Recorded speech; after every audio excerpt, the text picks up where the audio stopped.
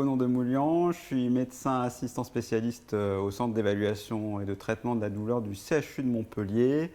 Depuis peu, je suis psychiatre de formation et donc je me suis intéressé à la douleur depuis un certain temps puisque déjà dans mes années de pharmacie, parce que j'avais commencé par des études de pharmacie, j'ai pu travailler au Québec sur des études sur l'évaluation des patients douloureux chroniques. Donc de fil en aiguille, à travers ma formation et à travers la rencontre de patients en psychiatrie qui souffraient de douleurs morales mais aussi de douleurs physiques, je me suis intéressé finalement à la croisée de ces problématiques pour essayer, dans un but d'essayer de dépasser la dualité soma-psyché qu'on rencontre très souvent dans notre quotidien de médecin.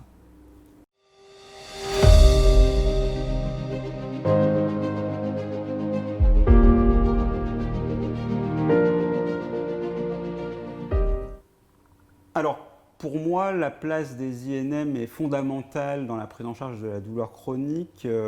Déjà, de par le fait que les traitements médicamenteux ont un bénéfice qui, en général, est très limité.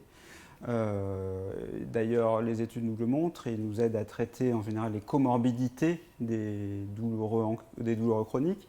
On traite en particulier de la dépression, des troubles anxieux, effectivement avec un certain succès avec les traitements antidépresseurs par exemple.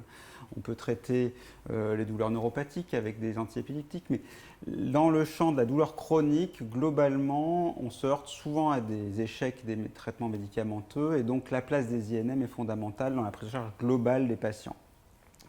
La RTMS m'a paru comme une INM intéressante parce que finalement elle va utiliser le fonctionnement endogène de notre cerveau, c'est-à-dire qu'on va recréer, relancer des sécrétions de morphine naturelle plutôt que de l'apporter par l'extérieur. Relancer des connexions de noradrénaline et de sérotonine plutôt que d'avoir des traitements chimiques qui essayent de relancer ces neurotransmissions-là. Et donc ça me paraît intéressant et du fait de sa tolérance globale qui est plutôt positive par rapport au traitement médicamenteux.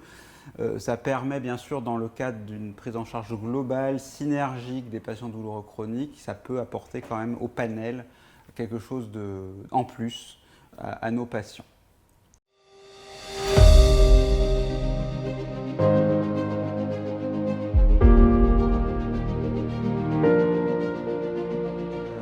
Le congrès ICEPS, donc c'était une première pour moi, je ne connaissais pas avant, pour être franc, je trouve que c'est vraiment l'occasion effectivement de pouvoir formaliser tout ce qui se fait en technique non médicamenteuse de manière un peu plus scientifique et aussi de pouvoir un peu rivaliser avec tous ces congrès où la pharmacie et les laboratoires pharmaceutiques sont très présents.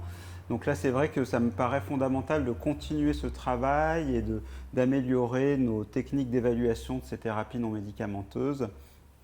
Par exemple, si je reparle de la RTMS, en dépression, ça fait déjà plus de 12 ans qu'on a pu montrer l'intérêt par rapport aux médicaments, en tout cas que ça apporte quelque chose d'aussi efficace que les médicaments. Et c'est vrai que l'autorisation, la reconnaissance de l'acte médical par la sécurité sociale est encore quelque chose à venir.